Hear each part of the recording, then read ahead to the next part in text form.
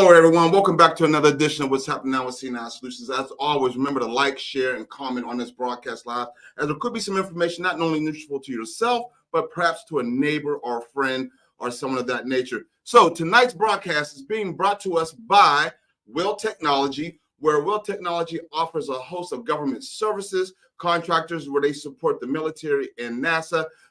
They have been doing a wonderful job here at the Redstone Arsenal. So we appreciate Will Technologies and everything they have done for us. So tonight in the studio, we have a special guest with us, Mr. Maurice Scott, who is going to work to us or talk to us a little bit about financial literacy and I guess on the business aspect of how that goes. Maurice, welcome. Thank you. Thank you for having me. I'm excited to share this information. I think it's near and dear to my heart. I've experienced it personally, and I think that it just presents an opportunity for access for pretty much everyone. So once you're able to get good information, you can use it. Right. So one of the things that I wanted to talk about, because we run an entrepreneurship class here, and we deal with a lot of young entrepreneurs who want to start their business. How important is financial literacy for them to get their business started? Any business that wants to scale, more than likely, they don't have the capital to do it alone. So if you don't have capital, then you're going to have to lean on someone that's a partner. Oftentimes we lend to banks and other lending institutions. And if you want to go there, you better have good credit.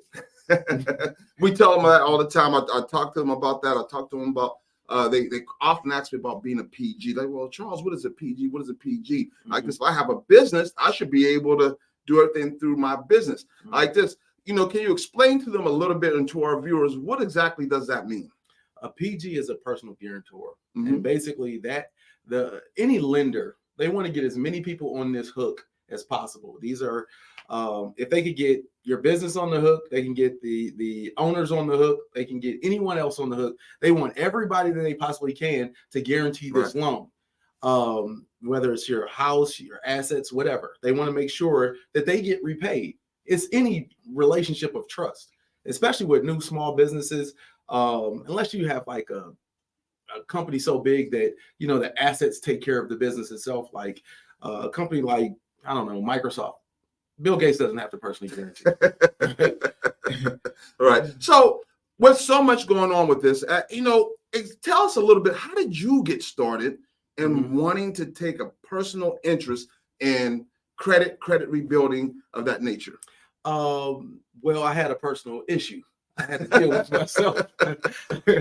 I had a 406 credit. I had a high of 413, and I started when I got finished with college. I went out, read this book called Rich Dad Poor Dad, and I was going to be rich. Right. So I started investing in real estate. Didn't know what I was doing. Got some bad advice. They told me, hey, you can buy one property. I went and bought 3. Right. I didn't have the money to fix the properties up and put them in condition to get either rented or sold, and really messed up my credit. So after I damaged my credit, I'm like, how do I rebuild? And people could tell me how to rebuild a house, but they couldn't tell me how to rebuild myself. Right. And how to rebuild my reputation, my financial reputation. So that's what gives you access to be able to buy. And so I found that that's actually more important than what you can buy with it. Right. Right. A lot of times, I hear you talk about that 405 to 415. And I remember, growing up, I didn't think anything about credit. I didn't care. If someone said, well, Mr. Fry, if you don't pay that bill, we're going to put it on your credit. Is it going to stop me from getting paid? No. Am I going to go to jail? No. Put it on my credit. I don't care. But it wasn't until I realized when I went to go buy that first car, when I went to go buy that first home, how important that credit was to me and how damaged it was. And so much like you said, I did not know where to go. I did not know where to turn. I didn't know who to talk to because everyone else could tell me everything else on where I can go to get it. Right. But they couldn't tell me what I need to do to fix it. That's 100%. That's actually where my journey started. I went to people that I trusted in the community, people that were respected, and no one had answers. I'm like, wait a second, we got credit scores and nobody can tell me how these credit scores work. How do I get a higher score? And this was, slightly before they start advertising credit scores on the internet and advertising credit scores on television, right?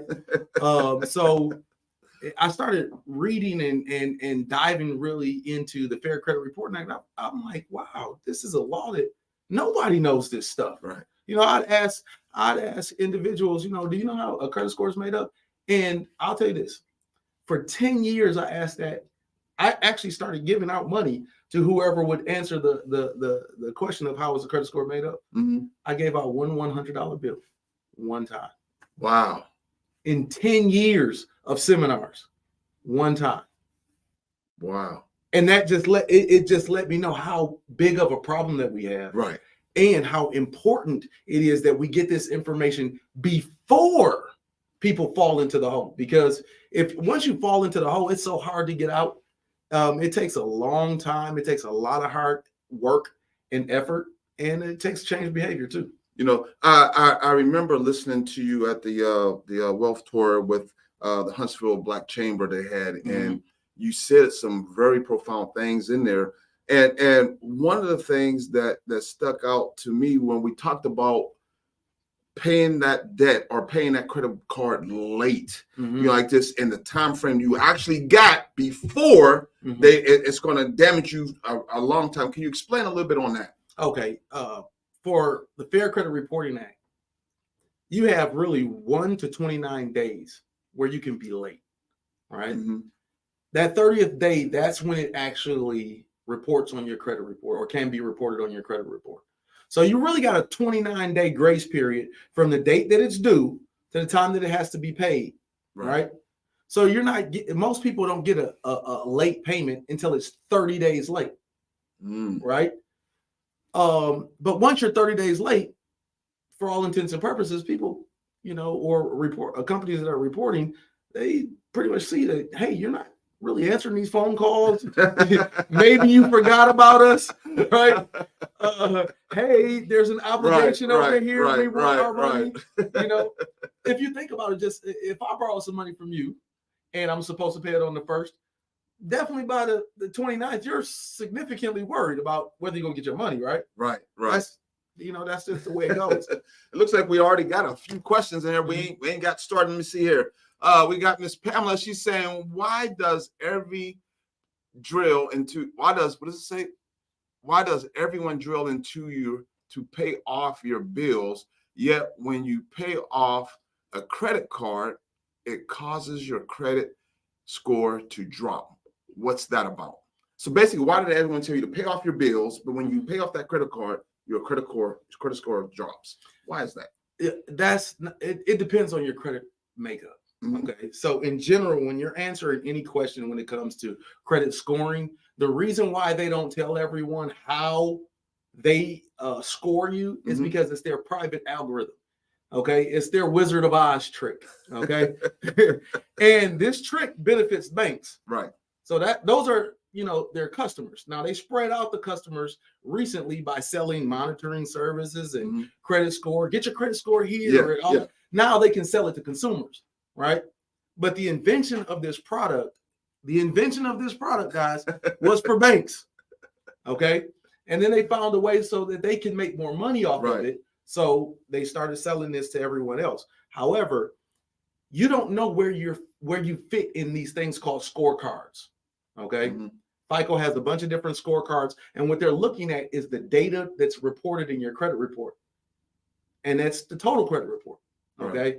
So they're measuring you against other people with similar credit profiles. And all of this is really just a big giant ball of risk.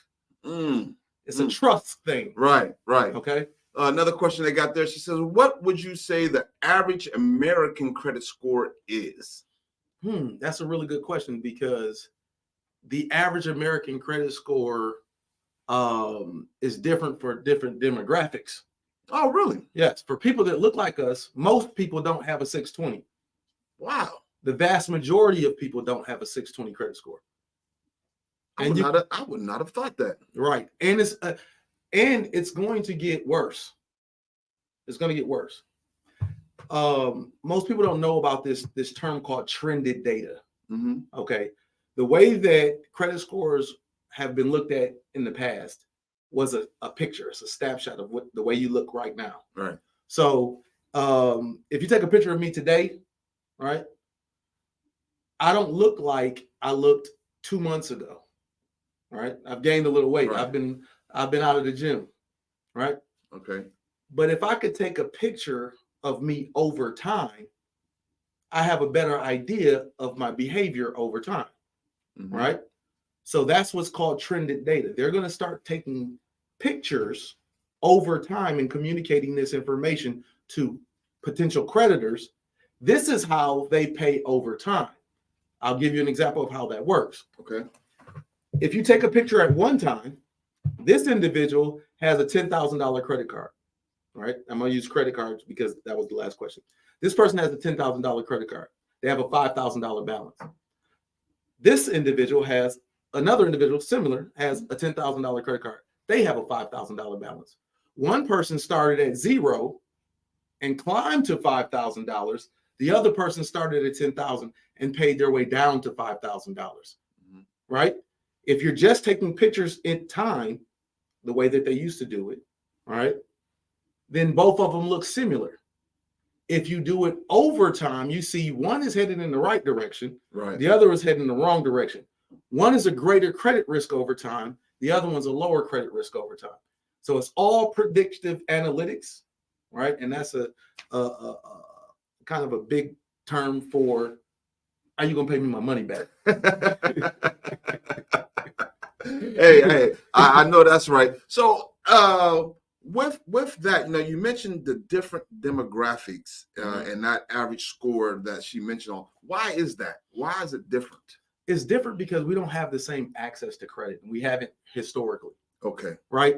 And there's I have to lay a quick foundation. Can I? Yeah, please. There's this amazing poet. Actually, there's two poets, and they wrote this phenomenal piece of material, and it's Anthony Shep Crawford and Montel Jordan, and it was communicated to the world by Deborah Cox. Okay. And it was, how did you get here? Nobody's supposed to be here. Right. Right. And that really pertains to us as Black people in America and minorities in general. Right. How did we get here? That's a really good question, isn't it? Because nobody's supposed to be where we're at financially in America. Right. Okay.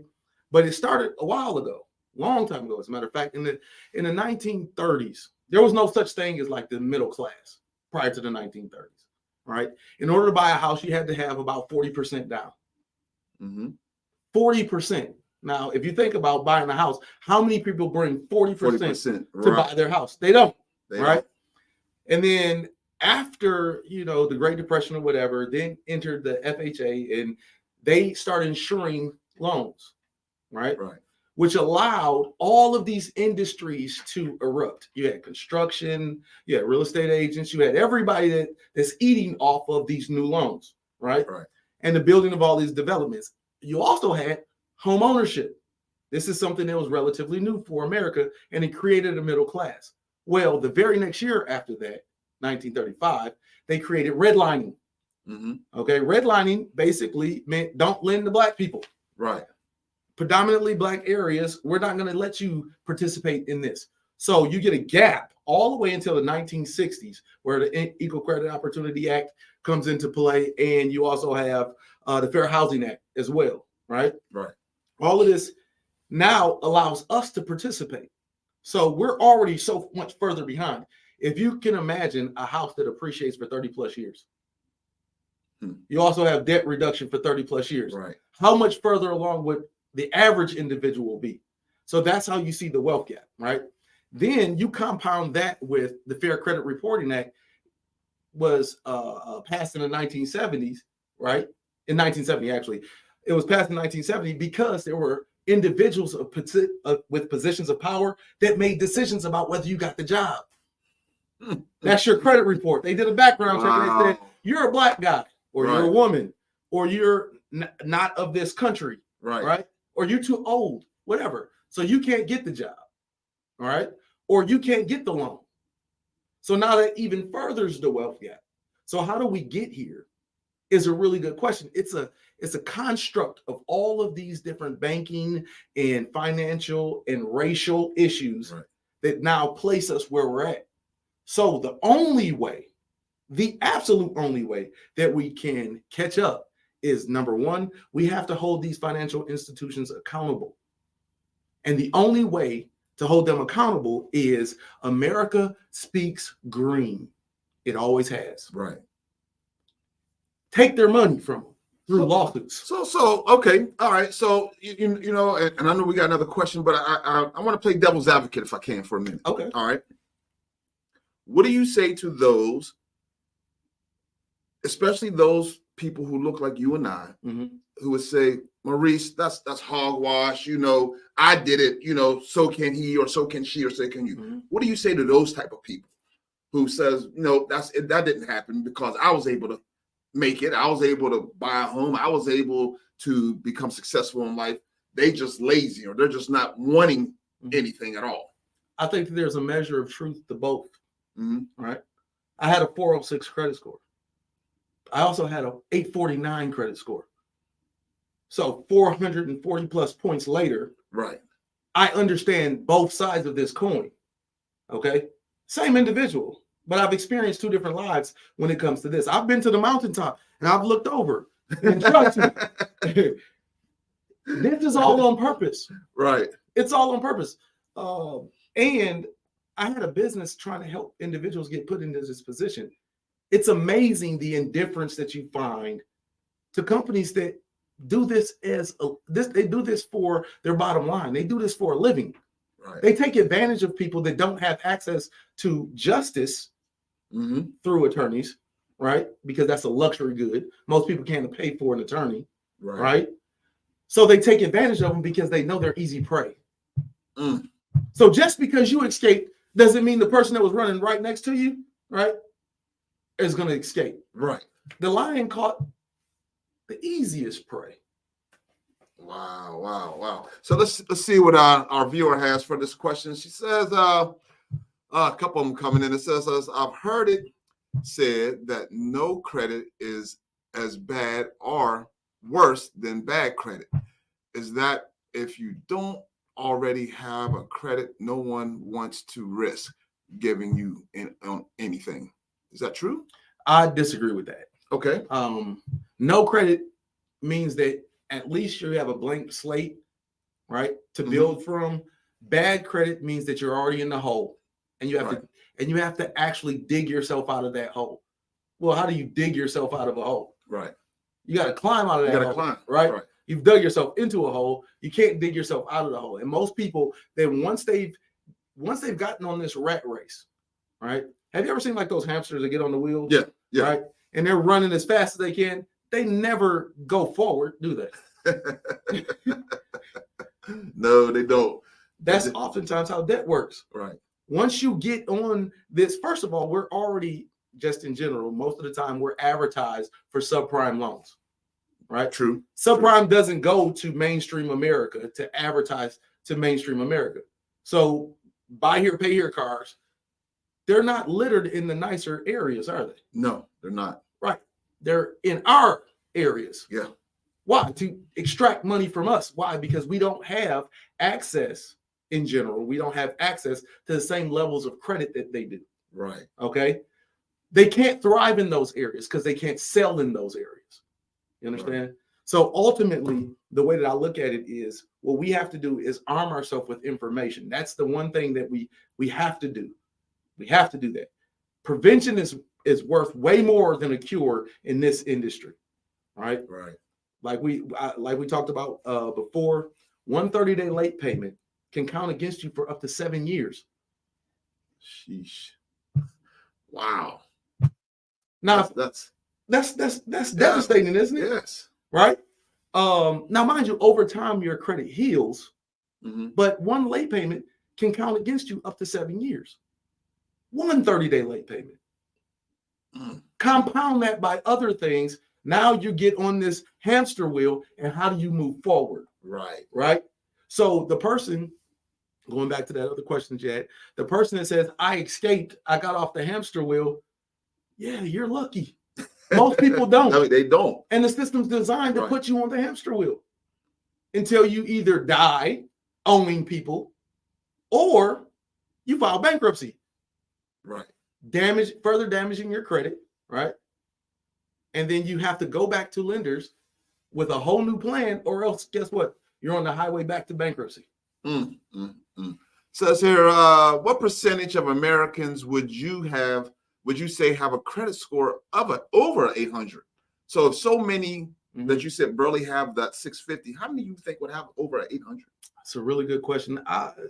Over 800, I don't know the percentages exactly, but I'd say less than 20%. Okay. All right. Less than 20%. Okay. Got a question from Mr. Gibson. It says, have you ever wondered why it's easier to sustain bad or horrible credit than gain access to healthy, good credit? Why is it easier to gain access to bad credit? Right. Because it's targeted towards you.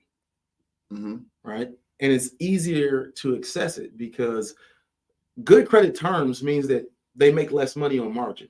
Right. Right. So for all intents and purposes, the best way for lenders to loan money is through credit cards. They can charge astronomical fees and astronomical interest rates that if you parallel that same amount of money into like a home loan, right? People couldn't afford it. They absolutely couldn't afford it. So on a $250, let's say that you have a $250 or $500 credit card, right? Can you pay a $39 late fee on that account? A $39 one? Yeah, $39 late fee.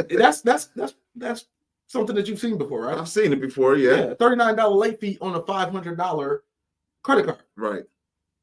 If you stretch that out to $100,000, what would that late fee be on $100,000? Do you see what I'm saying? Right. So when you top it up and make it bite-sized, then you're loaning out the same amount of money as a bank. Right. But I'm making so much more in returns. That's why it's so easy to get a credit card. Right? Good point. It's, what's the hardest loan to get? Which is that? A signature loan. Walk in the bank, sign, and walk out with money.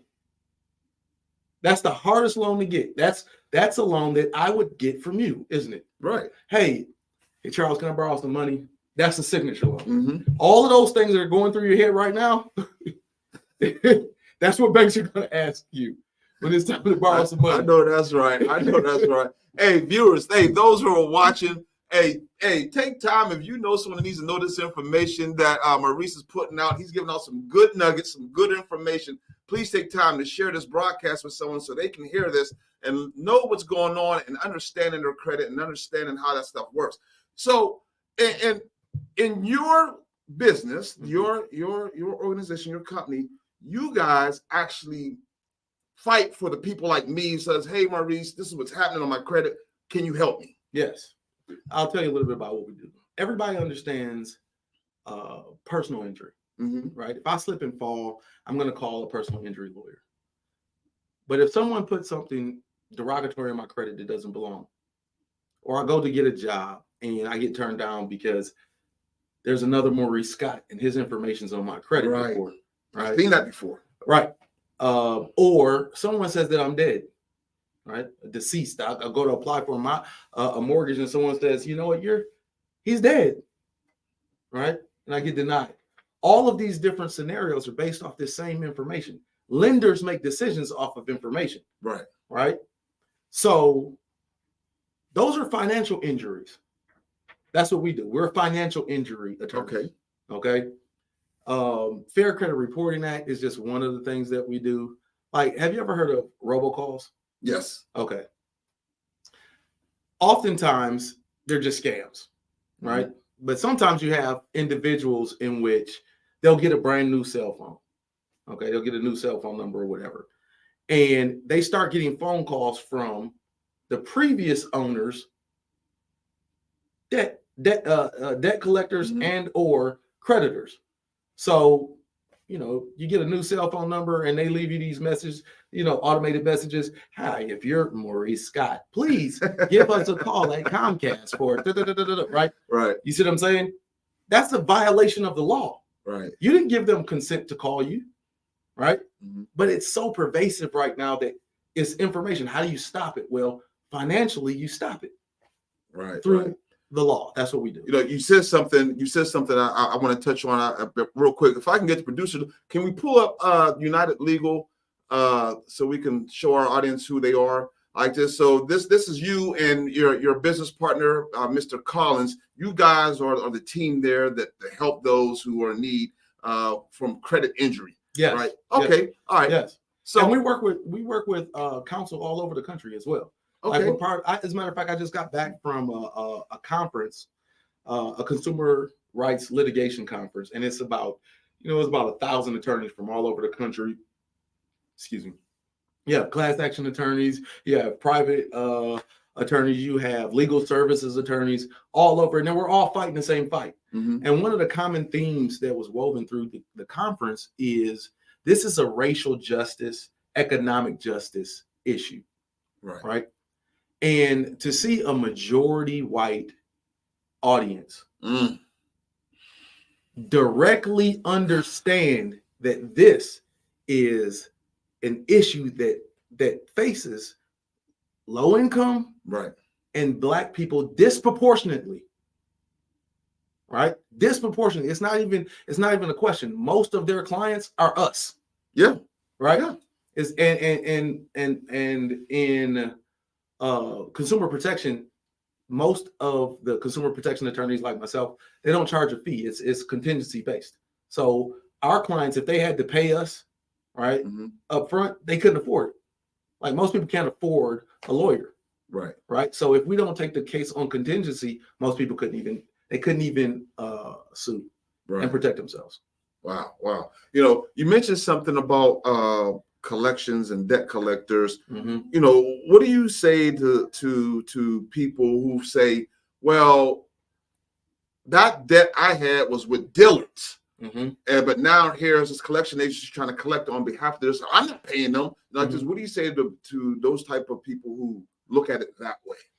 This is the thing. They have rules in place. Okay. The rules are the law. Okay. If these people can prove that they're the rightful owners of the debt, they've been assigned it, that they're collecting the right amount of the debt, and they're not trying to stick you with unnecessary fees or interest rates and interest that they don't deserve, right? You have an obligation to pay those individuals. Okay. Now, mind you run them through the gauntlet of all of your consumer protection rights, right? Because ultimately, in order to make the best bargain for yourself, because most people are dealing with limited income, right? So you want to make the best bargain for yourself. You need to find out if you have leverage. Leverage helps with settlement and negotiation, right? If I owe you $5,000, but I know that you've inaccurately reported my credit for the last year and I've been disputing it, I have leverage. Right? Hey, can we work out a deal? Because even though I may owe you $5,000, you may be paying yourself after I sue you. That makes sense, right?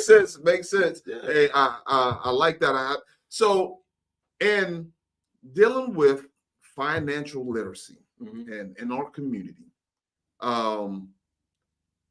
what do you think is harming us the most? What I believe is harming us the most is that we're not taking this seriously in the prevention stage. Okay. Before we get involved in borrowing money, because anytime you're borrowing, right? That means that you have the ability to default. Okay. And it's so devastating, and it has so many consequences for a small mishap, right? Oftentimes when I see individuals put things on auto pay, right? And they may have an issue with their auto pay. It may be that, oh man, I forgot to update my bank account, or I forgot to do, right? And then now what you had a solution for, you no longer have the solution for. And that little slip up costs you, I've seen someone's credit score dropped 135 points from one late payment. Changed everything. Man. I remember I had a client that was referred to me by the vice president of a bank. This individual paid their bill, right? Like they always do. However, the company didn't credit it. This guy owned multiple businesses. Mhm. I can't go into great detail, right? But let's just say astronomical amount of money that it was going to cost this guy. I can tell you it was like in the millions of dollars for that one $25 late payment. Wow. Man. Loans, credit lines, everything was halted because of there's this thing called risk-based lending. Mm-hmm. And what they do is they look at your credit and then they make adjustments based off of your likelihood to default. Right. So if I'm loaning you $900,000 and you just missed a payment of $25, what do you think I'm going to do with my $900? You're going to take that. Whoa, wait a second. I don't know. If you can't pay 25, then Right. you definitely can't pay 900. Right. You see what I'm saying? So the devastating ripple effect that has on individuals is astronomical. So I think that the single most important thing that we need to do is protect our information. Mm-hmm. I tell young people that are, get into it, they understand, don't play with my name. Right. Right. Don't play with my name. And if someone's communicating false information about you, they're playing with your name. Exactly. Right. I can give you a scenario of how accuracy and completeness matters. Right. Maurice was involved in a robbery. How do you now feel about Maurice? Man, I'm feeling like, man, why is he sitting beside me? I need to look out for my equipment in here. Let me get tightened up here. Right. Now, Right. Imagine if I added a little piece of data to that and made it more complete. Maurice was the victim of a robbery. Changed everything, didn't it? Right. Yeah. So when information is reported under the Fair Credit Reporting Act, it has to be accurate and complete. Okay. Okay. And it can't be misleading. If you just said, hey, Maurice was involved in the robbery. Yeah, I hear you. You communicate that to someone. They're like, hey, they're tucking in and locking doors and covering purses. Right. Right. But if I'm the victim, then it's all understandable because anybody can be a victim of a robbery. You understand? So that's why it's so important that our information be communicated properly. And we have to be soldiers of our information. Okay. You've seen artificial intelligence. Mm-hmm. That's the new wave of the future. It's not making any decisions except for off of what? Information. So we're getting deeper in this information thing. Now you brought up AI. Is AI part of that reason why you're saying that things are about to get worse when it comes to your credit? Oh, absolutely. I believe that. Yeah. The more information that's out there, the more information that could be damaging. Right. So AI is, I don't know if you've been following it closely, but there was a lawyer that got disciplined because I've heard about it. You heard about that? Yes. Yeah, he got disciplined because he used ChatGPT to write his briefs. However, ChatGPT just made up cases. And the thing is, he thought that he was using, great revolutionary technology. However, without the right input, you can't get the right output. That's why the information is so important. And it's so important that we protect our information. Right. Okay. Make sure that the information that is communicated about you is accurate. Make sure it's complete.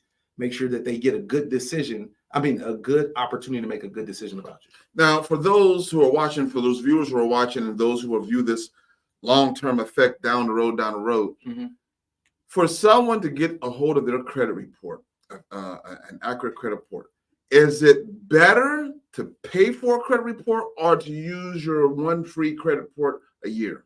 Okay, there's a couple of different things.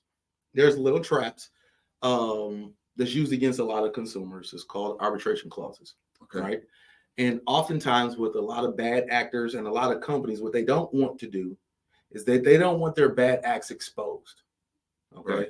So they put these arbitration clauses in a lot of consumer contracts, right? Whether it's your credit card, if you're going to get a cell phone, if you're going to get, cable at your house, right? Right. A lot of these companies put arbitration clauses in their contract because they don't want you to join a class action. right? Because the class action exposes a lot of what they're doing and it punishes them, right? So they have this in their agreement, and then they hide it away in arbitration. So if I take $20 from you, I'm a big bank, right? With 1 million customers, and I take $20 from each individual. Would you sue somebody over $20? I probably wouldn't. Probably not, right? But if I took $20 from 1 million people, I just made $20 million, didn't I? Oh yeah. What's the likelihood of me getting sued? Very high now. It's very high, but if each one of those have individual arbitration clauses, they can't buy. Right. You see what I'm saying? Yeah. So now, unless you have a government agency that comes in and protects your consumer rights, that's how companies extract money. It's like the cost of doing business. Right. You see what I'm saying? Got it. So the system's set up like that. Right. Got it. Man, I tell you what, folks, guys, those who are viewing, hey, Maurice is giving some great information out here. Please take time to share this information with those you think need it. Maurice, I definitely appreciate you coming in here tonight and talking to us a little bit on this financial literacy and this credit report and helping us understand it. Is there anything that you would like to share before we proceed to close? There's a couple of things I'd like to share. Number one, it's really important that you get your information from annualcreditreport.com. If you're going to look at your credit report, go to annualcreditreport.com. That way you can avoid those traps like the arbitration clauses that some companies use to try to tie you up in arbitration, so that you can't call them to the carpet and or band together. Another thing that I think is really important is to take the time to actually do this. You have no idea how valuable your information is. That's the reason why everybody wants it. That's why they're making all of these decisions about it. If you hear big data companies, Facebook, Meta, Instagram, Snapchat, all of these individuals, they always want you to get their app, right? Their app gets more data. We're getting into a data-driven society, and they're making decisions based off of your information, okay? Right. So that's how important and that's how valuable your information is. It's actually more valuable than the cash that you have in the bank, because it predicts how you'll live in the future, what you'll do in the future, how you have access. So I really would I want to hit home with this one thing, and that is guard your data, protect your information. You have no idea how valuable it is. And it could be the difference between an excellent life or a bad life. Right. Wow, that is awesome, man. Hey, I definitely appreciate that. I'm definitely going to take some of these nuggets myself and implement that in my own personal life and then with my business and what we're doing, and make sure I share that with our students or entrepreneurial classes as well. Hey, guys, those who have been tuning in, hey, we appreciate y'all for coming in and sitting and talking with us. And we appreciate all those great questions that we had out there. Always remember, your yesterday is not your today, and your today is not your tomorrow. Good night.